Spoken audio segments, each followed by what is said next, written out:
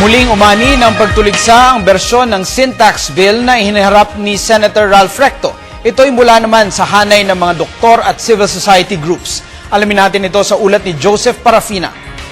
Kung may lulusot ang bersyon ni Senador Miriam Defensor Santiago sa sin tax bill, mahigit 50,000 pa ang maililigtas na posibleng magkasakit at mamatay dahil sa patuloy na paninigarilyo. Ito ang panindigan ng civil society groups, mga doktor at ekonomista mula sa University of the Philippines hinggil sa kontrobersyal na sin tax bill.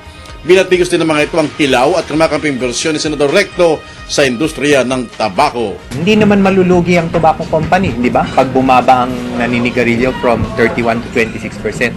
Pero yung 5% drop na yon, that represents 2.5 million people stopping or quitting smoking.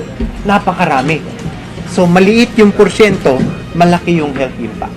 Naniniwala ang grupo na bukod sa kikita ng malaki ang pamahalaan sa pinakahuling bersyon, mas madami pa mamamayan ang maililigtas at kukunti na ang maninigarilyo sa ating bansa.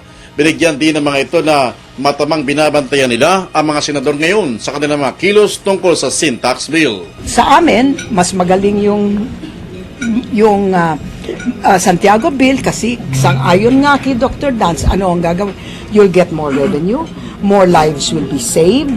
There is going to be, he had I think 5 different reasons for using the Santiago bill over the Recto bill. Sa ngayon lumalabas sa kanilang pagbabantay na 7 senador ang nakikita nilang pro-health bill, 5 ang anti-health at 9 ang di patiyak ang kanilang posisyon hinggil sa nasabing usapin.